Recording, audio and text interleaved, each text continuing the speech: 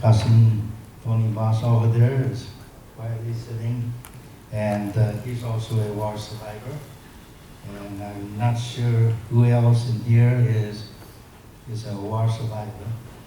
So basically, that's who we are. So then in 1949, Guam Congress staged a walkout in protest to a certain action by the naval governor. The walkout generated national attention over the lack of civil rights for the people of Guam and revived Guam's drive for self-governance and U.S. citizenship, which of course resulted in U.S. Congress enacting the Organic Act of Guam and conferred U.S. citizenship on the inhabitants of Guam. It also established a unicameral legislature with the power to appropriate local government funds, pass local laws not inconsistent with the U.S. Constitution and the federal laws applicable to Guam. The first civilian governor, Carlton Skinner, was appointed by President Harry Truman and confirmed by Congress. Then in 1960, President Richard Nixon appointed the first governor of Chamorro ancestry, Governor Joseph Flores, publisher of the Guam Daily News. And in 1969, the first Guam Constitution Convention, established by Guam law, was convened with members elected to review the Organic Act and make recommendations to enhance Guam's political status with U.S. Tony Palomo served as president. In 1970, Guam elected its first civilian chief executive officer, Republican Governor Carlos G. Camacho, who had served as the last appointed governor and earlier was elected as senator in the 8th Guam legislature. And in 1972, Guam elected its first non-voting delegate, Congressman Antonio B. Wampat won that seat, and in 1976, a political status referendum was held in a move to more clearly define Guam's political aspiration. Then in 1977, the Second Guam Constitutional Convention was authorized by Congress, with then Senator Carl Gutierrez serving as president. The elected delegate crafted a document that was presented to Washington, D.C. The Constitution was then submitted to the people of Guam for ratification, and in 1979, after an exhaustive campaign by proponents and opponents of the Guam Constitution, failed ratification by the voters of Guam. Which, of course, I was off island at the time, so I don't really have any recollect as to why the voters rejected that constitution. In 1980, Guam Commission on Self-Determination was enacted by the Guam legislature, authored by then Senator A.D. Dueñas. The commission was charged with undertaking an in-depth research of 5 possible political status: statehood, Commonwealth, status quo, independence, and free association. There's your, Mr. Ken, there's your status quo. Then in 1982, self-determination plebiscite was held. Although no one status garnered a majority vote, a required runoff was conducted between the top 2 vote getters, which is Commonwealth and statehood, in which Commonwealth was favored, independent and free association became the last 2 in the initial balloting. Let me comment on that. And since actually this time, Commonwealth was the only time that Commonwealth actually exceeded statehood, because since I got involved with this task force appointed by then Governor Joe Ada some 20 years ago, all of the dozens of survey, actually statehood is always on top, except for this one time when Commonwealth was. So as far as I believe that still now, the statehood, I believe, is still really holding the majority should a plebiscite be held today, right now, again, because all of our eligible voters are still, basically believe that statehood is the better choice. Of course, our independent group is really fighting hard to change that. And a question was asked me this morning where I've been and how come they never heard about statehood. And I said, which is not really true. 18 years ago, Senator Eddie Duenas and I, through all the mayors of Guam, we had a town hall meeting in every village. Unfortunately, the attendance was lacking. The most attendance that we got was up in Dededu and Jigu because they were the largest number of population at the time. And most we got was about 50 or 60 in any one given town hall meeting. So it's not because we didn't try, but actually it seems like people were not that interested in the plebiscite at that time. And hopefully, through all these educational processes, that we'll change that in the near future. Let me see, where was I? Okay. The 1986 Guam Commonwealth Act consequently was written. 2 years later was introduced in the U.S. House and Senate. 1989, Congress held a public hearing in the Guam Commonwealth Act in Hawaii, then referred to it to the executive branch for review. Negotiations took place in 1990 were begun to get a consensus in the final draft, but bogged down because of disagreement with some major issues. Then in 1997, Guam Decolonization Commission was established by local law authored by Senator Hope Cristobal to research on the three terminal status options: statehood, independence, and free association. And Mr. Ken, that's why, because of the word terminal, status quo is not a terminal position, Commonwealth isn't. The only real terminal, are the three: statehood, independence, and free association, as endorsed by the United Nations. 2000 decolonization plebiscite was scheduled in conjunction with the 2000 general election. However, separate voter registration was required for the plebiscite, and adequate public education on the three options and funding were lacking, thus postponing the plebiscite.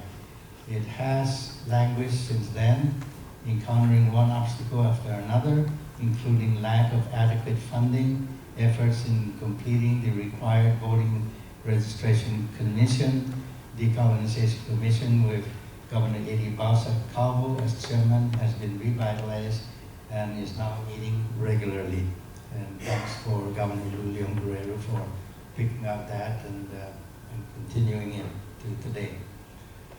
So it's, and of course, our friend Mr. Dave Davis also has a big to-do as to why the plebiscite has not taken place, and I believe all of you are aware of that. Okay, so I went through this earlier, and these are what statehood means. Due process of law, protection from double jeopardy and self-incrimination, just compensation for private property taken for public use, fair and speedy trial by jury for criminal charges, jury trial for civilian litigation, no excess bails or fines, cruel and unusual punishment, and the rights of states to national defense. We've got economic financial structure is the one that I explained to you, and tax structure is determined by federal and state laws, and the legal judicial structure as provided by U.S. Constitution, federal, state laws, federal court, private property rights protected by the U.S. Constitution, federal state laws, federal and state courts. We have civil rights guaranteed under the U.S. Constitution, economic and political stability ensured by federal and state laws and the U.S. Constitution. So now what do I do with my last 5 minutes? I believe that ends my,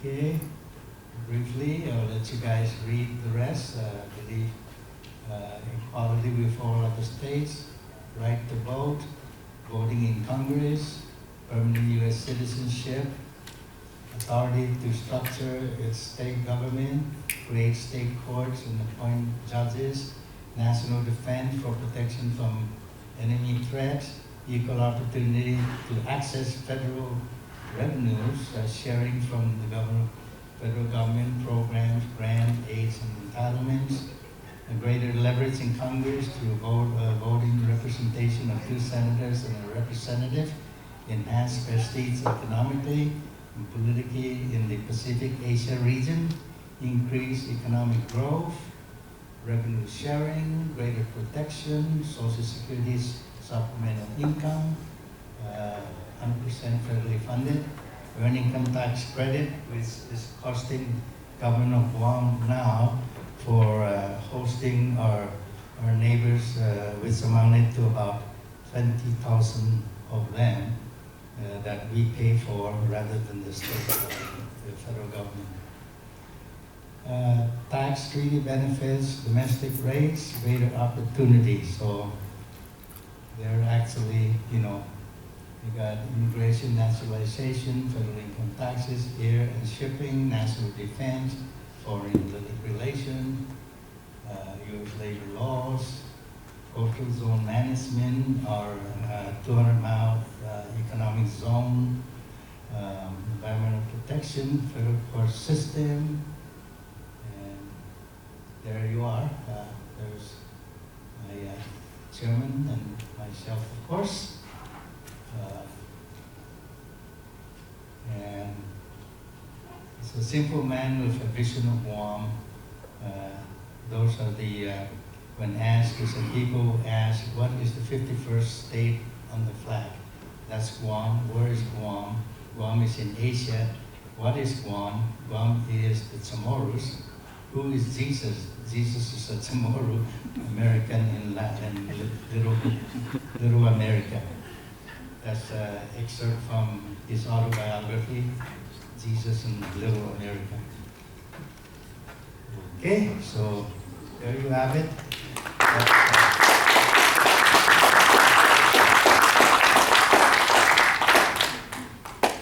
By the way, all of you that would like to have a copy of this, my partner here, Dewey, should be handing it out.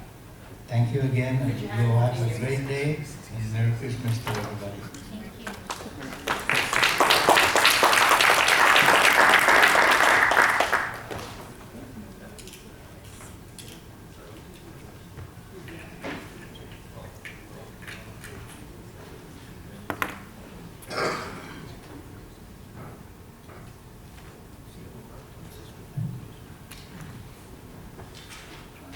So thank you very much, Mr. Hara. Our next speaker is a representative from the Free Association Task Force, Mr. Adrian Cruz. Adrian Cruz is currently the Deputy Director of the Department of Agriculture and was the Governor's Senior Policy Advisor. He has extensive business experience and has been a founder and CEO of multiple corporations as well as nonprofits, and has been an advocate for self-determination and Chamorro rights. Please give a warm welcome as we invite Mr. Adrian Cruz from the Free Association Task Force.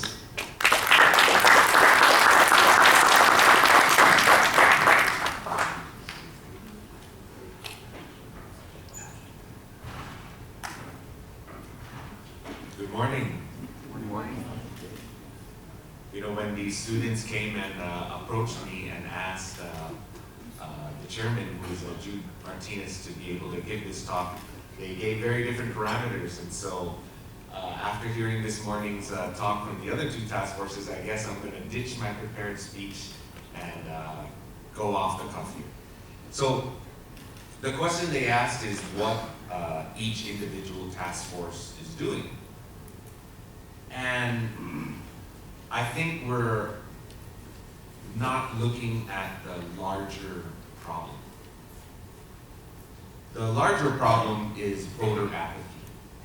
The larger problem is people in the general public pushing this issue to the side and thinking that it somehow doesn't affect them. And yet it is the ground in which affects all the things and all the social problems that belies all of us. And so the particular task force that I represent is Free Association. And I'm not gonna bore you with giving you a list down of what Free Association is. You can all readily find that on your own. It's basically an independent country that makes a deal with another country from the get-go. What I want to talk to you about is why self-determination is important. Because all three of us task forces would be, in the words of Eddie Duenas, would be spinning our wheels if we didn't have a commission on decolonization.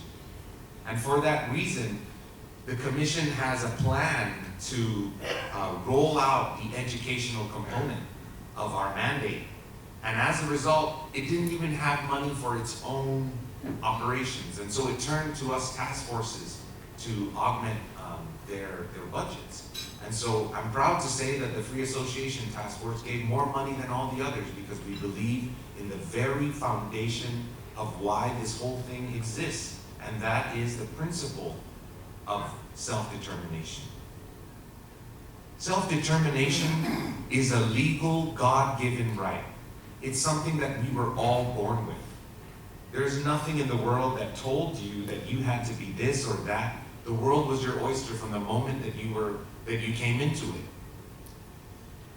So the native people of Guam have been historically denied this right to choose their own political future within their own homeland. This is not a right of the island of Guam.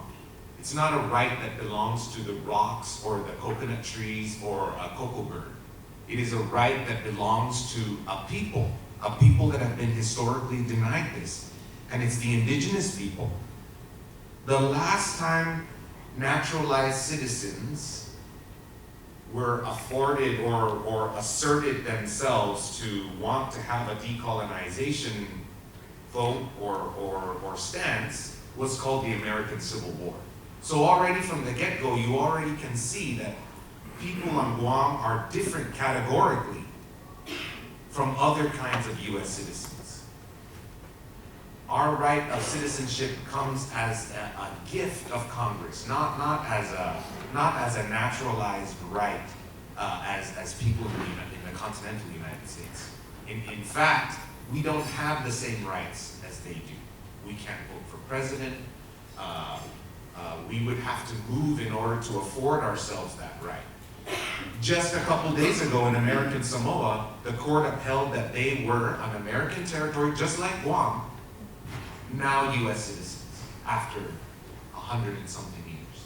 In other words, those people weren't even US citizens, they were US nationals, as Chamorros were before 1950. So you can already see that from the get-go, the playing field is different. And therefore, the United Nations rightly asserted that the people of Guam, the Chamorro people, the original inhabitants of this land, have a right, a fundamental human right to exercise their self-determination because they were co-opted into another country. They're not part and parcel of. So the last time naturalized citizens made a move similar to this, we call it the Civil War. You can't break the Union. What makes us different is we were not part of the Union to begin with. We are a territory unincorporated, on no path to statehood. We are property of the United States. Some people say that everybody who lives on Guam now should have the right to vote. And that to do so is, or to deny people that, is somehow discriminatory. But to allow everybody to participate in a historical injustice that was committed against a particular particular people is discriminatory. Nobody had United States citizen foisted on them. Every United States citizen who's chosen to move to Guam after the Navy lifted its clearance did so of their own free will. My grandparents woke up one day in 1950, made U.S. citizens. Nobody asked them. There was no citizenship vote. There was no vote after the war when land taking started occurring. I know some people are sitting here whose family experienced that trauma firsthand. Nobody asked them. And yet now, when we ask for our own self-determination to figure out what we want, what relationship we want to have with the world, not so much the United States, but with the world as a people, now we can. Now we have impositions put on us.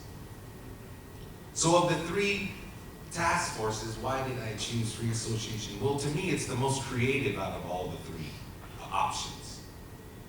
I can tailor it to the needs of our local people.